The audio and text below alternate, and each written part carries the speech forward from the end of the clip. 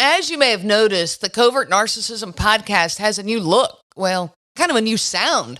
You know, it's better sound, a studio recording. I'm sitting in front of a mic and lights and a camera. And my producer came to me and, okay, yes, those words actually just came out of my mouth. I have a producer. What? I've never had a producer in my life. This is crazy. But he came to me and he said, hey, you should charge for a second episode each week, you know, to help cover these costs, like a bonus episode, a patron program. And I went, I can't do that. I can't do that. It's not in my heart to charge for these episodes. I can't. This is my mission. I want to scream it from the rooftops and spread the word about covert narcissism. So I told him, I said, look, we got to find a different way. So you've probably noticed some small ads now in the podcast, and I really, truly want to keep this to a minimum. And if you feel like you need to skip over the ads, you know, that's okay. Just do. I've done that myself in podcasts that I listen to, but, you know, my attitude about it's actually changing. And now I'm starting to listen to them because every little bit helps with these costs. And so I do want to support these podcasters I'm listening to.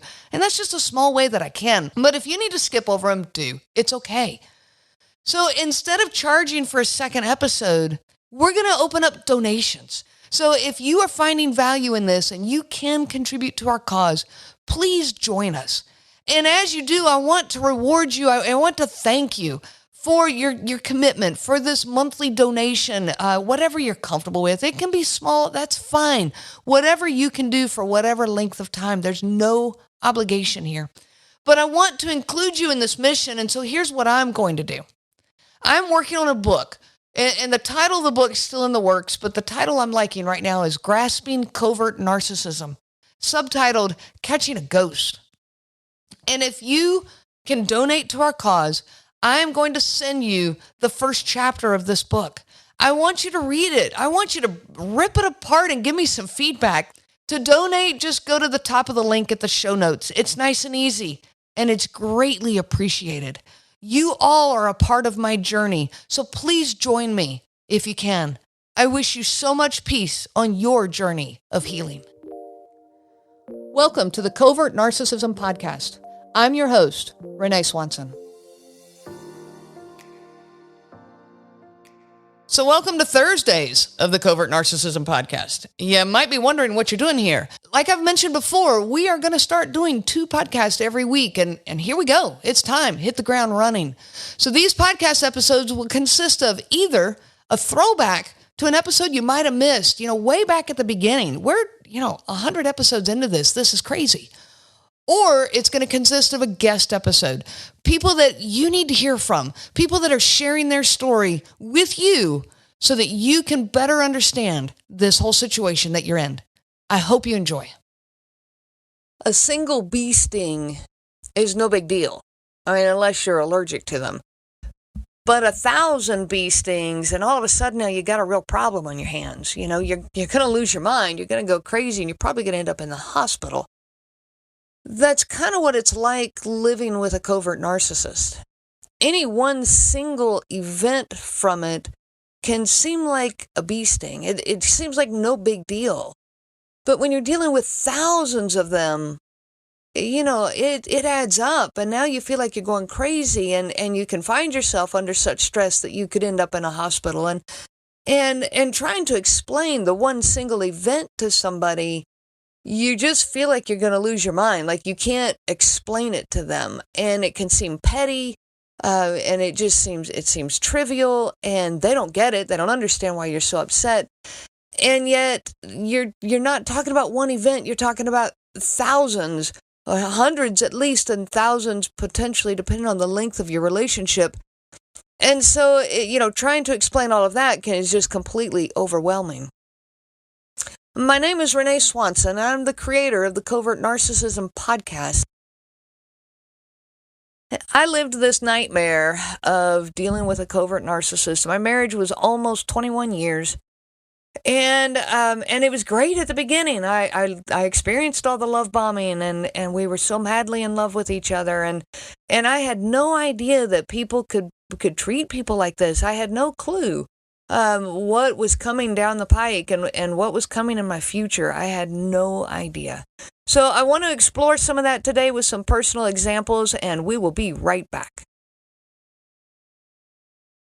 I want to give you some personal examples from my own situation and just talk a little bit about this craziness that you feel inside you. So we had been married about a year, and we were on a family vacation, and we were still in that love bombing phase of our marriage. And I was still just in heaven. I thought my marriage was amazing. I had finally found, the perfect match for me and my soulmate and all these wonderful things that we say. And so we were on a family vacation, and he had come out of the restroom while he had been getting ready, in the morning to start his day, and he had toothpaste on his mouth. And as he walked up to me, I said, "Hey, babe," I said, "you got toothpaste on your mouth." His reaction to that was huge. It was mean. It was aggressive. And he looked at me and said, "Well, you've got a hair out of place," as mean as he could make it. And I just recoiled. I thought, you've got to be kidding me. I mean, who reacts this way? I've told you, hey, you've got toothpaste on your mouth. People typically are grateful. "Oh, man, I sure don't want that there. Thanks." But yet his reaction was like the claws came out of, "Well, you've got a hair out of place." And he stormed off. And I thought, okay, where did this come from? And the confusion in me was just, it was real.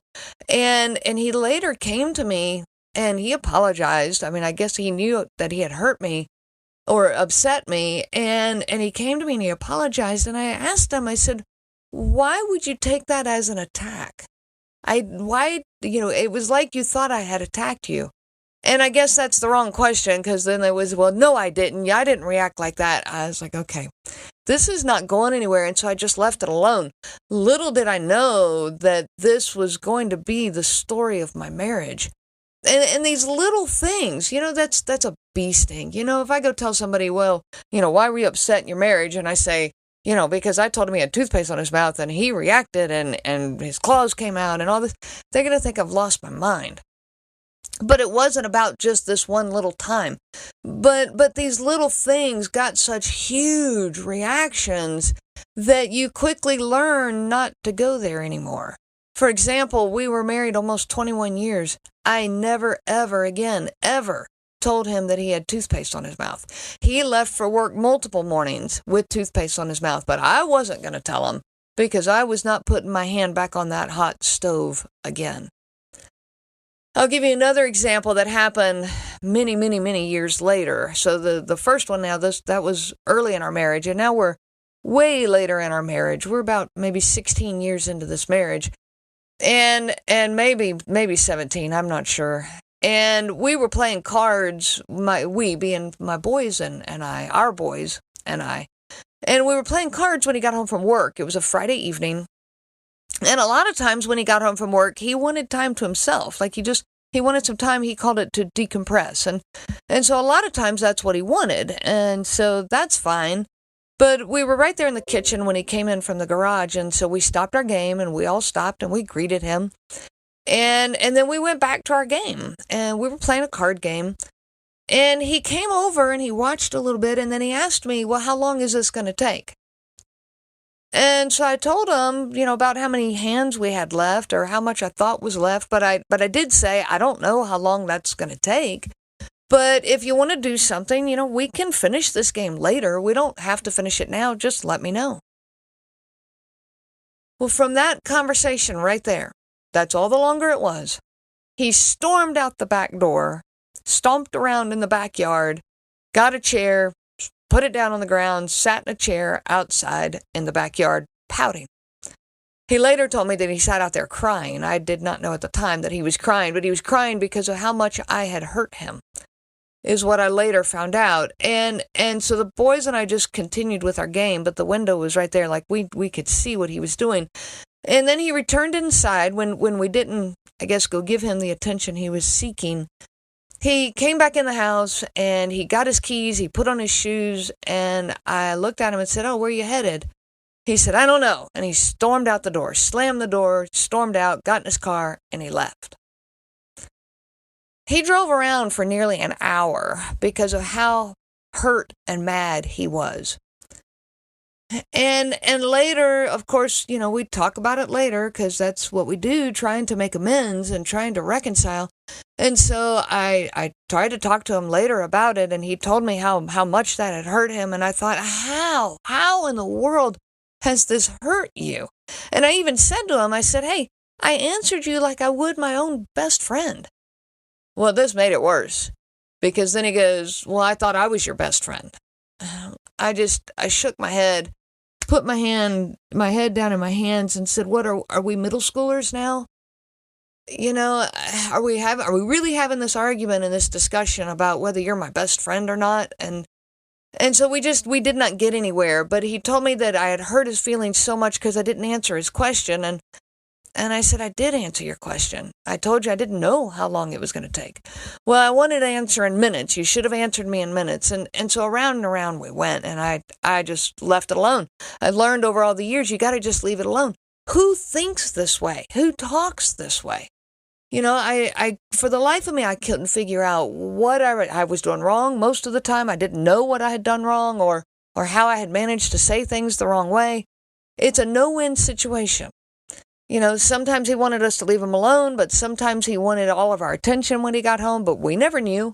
We never knew that day what it was going to be, and so we were constantly guessing. There's just so many examples, and I know you guys out there are living this too, and I want to hear from you. I want to hear your stories. I want to hear these crazy-making situations, I never knew whether it was okay to leave the bathroom door open or whether I should leave the bathroom door closed. I go in to use the bathroom, and I close the door. Well, then he's mad at me because he thinks I'm trying to hide from him and that I'm trying to shut him out. And it hurt me when you closed the bathroom door. And I asked him one time not to buy a particular kind of meat, a sandwich meat, that he didn't eat it. He had bought it for our boys for their lunches, but they didn't like it. And so I asked him, hey, don't pick up that sandwich meat anymore. Well, that hurt him. That hurt. How dare you tell me that I didn't get the right kind of sandwich meat? And on and on and on the stories go. It's like 1,000 bee stings. And they're going to seem small. The tiny little pieces, the tiny little parts seem small, but they add up. And so in the next episode, I'm going to discuss why we sound so crazy when we try to explain what's going on in our marriage. When we're with a narcissistic partner and we're trying to explain it to someone, we sound nuts. And in the next episode, I'm going to dive into that a little bit. So I hope you can join me there. And, hang in there. We've got this. We're going to pull together. We're going to find the help we need and get the support we need. And together we are definitely stronger. You have been listening to the Covert Narcissism Podcast with your host, Renee Swanson. Be sure to check out our website at www.covertnarcissism.com. There you will find many resources just for you to help you on this journey. You can also reach out to me by email at Renee, RENEE, at cnglifecoaching.com. Those letters are CNG, as in Covert Narcissism Group. I do look forward to hearing from you. I wish you so much peace on your journey of healing.